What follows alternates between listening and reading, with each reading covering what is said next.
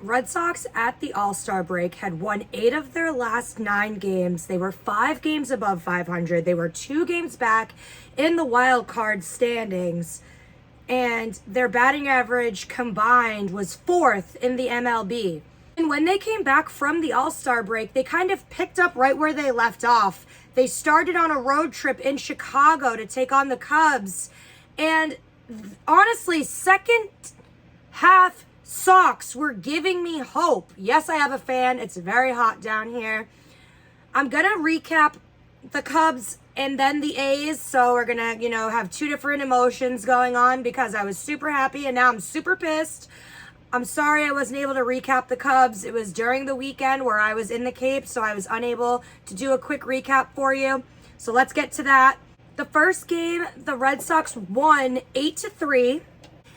The crazy highlight about this game is that Justin Turner played second base. Yeah, you heard me right. Second base of all bases. It's not the first time he's played second base, though. It's the first time since 2015. And interestingly enough, Cora did say that JT will be playing second base 1 game per week. So that will be very interesting going forward to see how Justin Turner does playing second base. In the top of the second, it was a 2 solo home run inning won by Rafi Devers. It was his 21st of the season. He also has 71 RBIs at this point. And then Duvall had a solo homer of his own.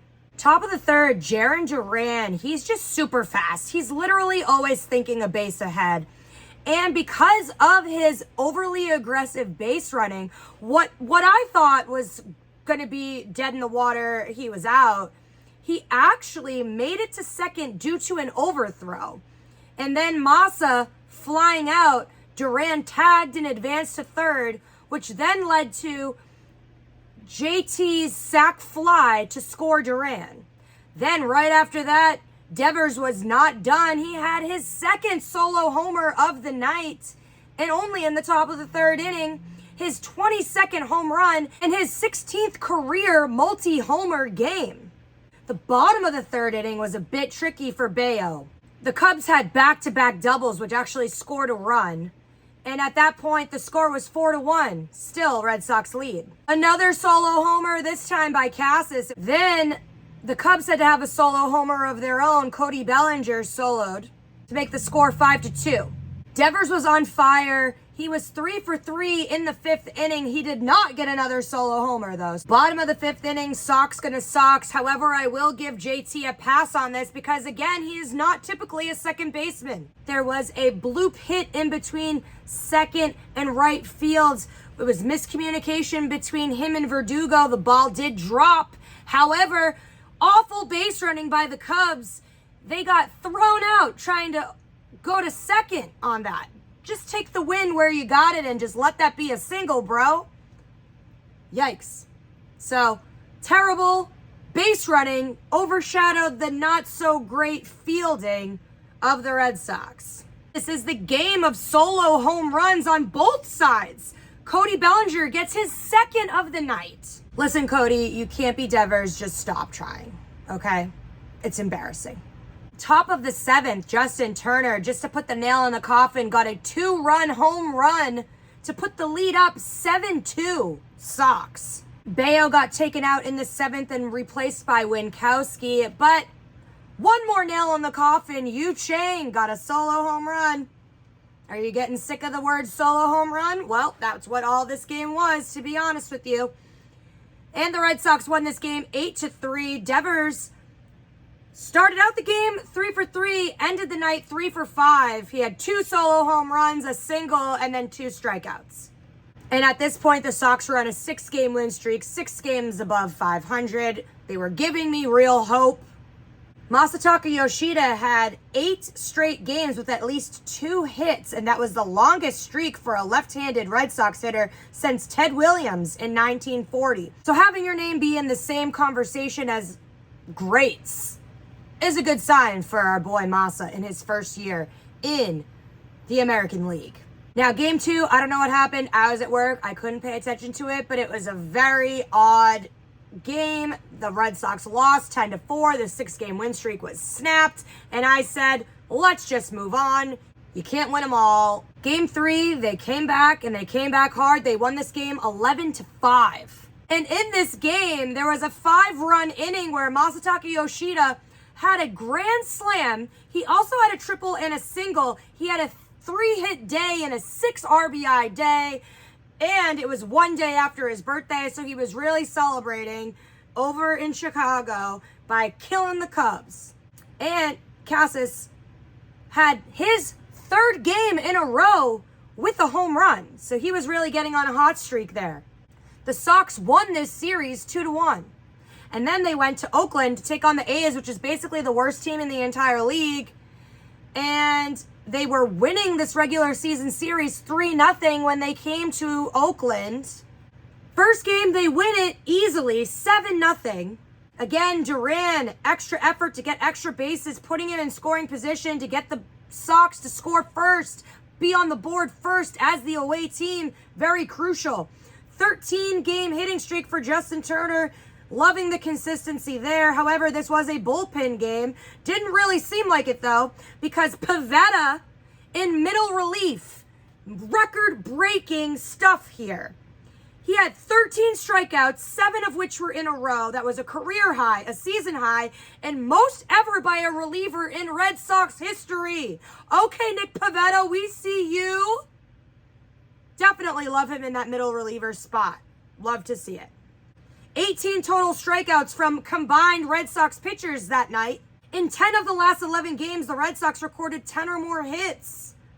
The Sox are 11-2 since June, the best in the MLB at this point. And now I don't know what happened between that game and this game, because this game was also a bullpen game. So unfortunate, unlucky that we had 2 back-to-back bullpen games. But again, it was the tale of 2 games because they won the first game 7-0 with bullpen pitchers. They lost the second game 3-0 with bullpen pitchers. Aquaman, aka Alfaro, was doing the catching for Connor Wong, who had catched 23 straight games before this much-needed game off. So again, people have been kind of overworked. And also, this was the second day in a row I noted that both Devers and Kike were benched, essentially. They did not play in the first game. They did not play in the second game. However, Kike did get pinch hit in the 8th. He did strike out. I don't know.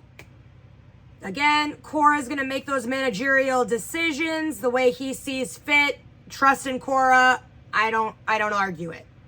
The game kind of started off weird. So bottom of the first, Kemp tried to steal home. A risky go for Kemp. And he got called out by being out of the base path, which again is kind of a questionable call in itself.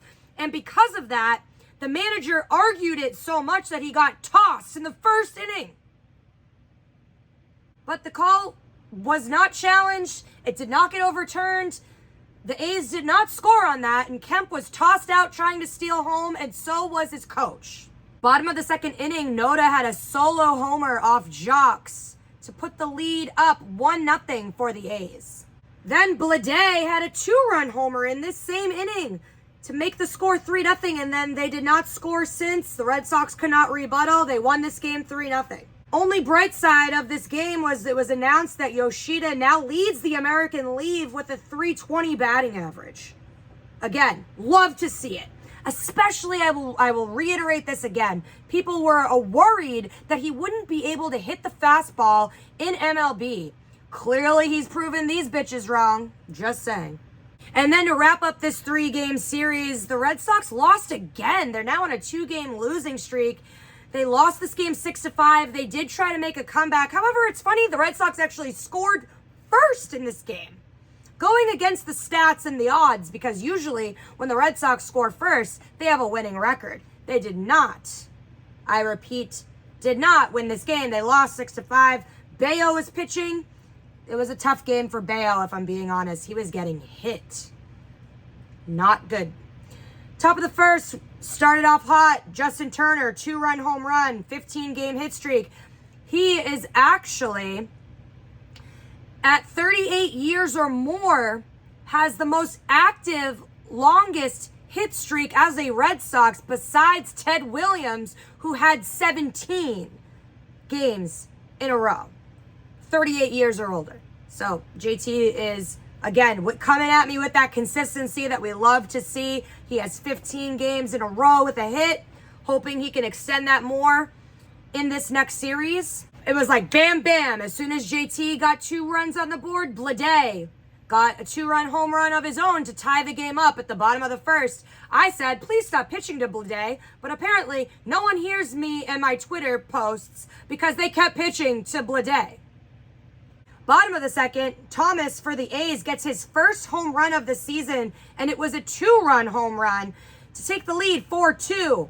And it seemed like that was the theme of this game, and it was actually a matinee game, by the way, which I hate in any sport. Hate matinee games. It seemed like every home run they got was indeed a 2-run home run. Because then again, in the fourth, Peterson added on with his own 2-run home run to put the lead up 6-2 for the Oakland A's. Top of the fifth, the Red Sox try and battle back, chip away. Rob, RBI, scores Wong to make it 6-3. Massa then doubles. JT fielder's choice. Scores Massa 6-4. Chipping away, chipping away. Top of the sixth, Duvall leads off and gets a single. He advances to third. He went from first to third on an overthrow with no outs, so it looked promising at this point. Kike then reached on an overthrow. He got to second. Duvall scored on that overthrow to make the lead only 1. It was 6-5 at this point. They pinch hit Casas, who had a 7-game hit streak at this point, but unfortunately he struck out. They did not score again, and they lost this series 2-1. However, they still lead the regular season series against the Oakland A's overall 4-2. So as it stands right now, the Red Sox are on a 2-game losing streak. However, they still are above the Yankees in the standings. They are 51-46 on the season. They are 8 games back overall. And for the wild card, they are 2.5 games back.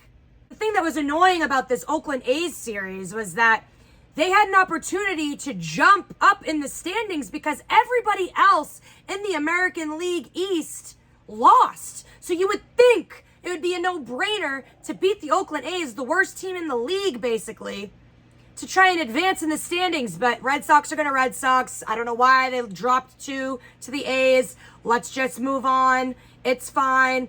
They need to just get back into a winning streak. They need to keep the distance between them and the Yankees. They need to gain some momentum and gain some standings in the wild card race. And they will do that by finally coming home after what seems to be a year, really almost closer to like 3.5 weeks when it comes down to all their road trips and then the All-Star break, and finally coming home to take on the New York Mets in a 3-game series that starts Friday. Then they will have a day off, and then they will take on the Atlanta Braves for 2 games, and then they will once again be on the road to take on the San Francisco Giants. Until next series, this has been Brie Marie D, Boston Banner Bound, Sox Talk Edition.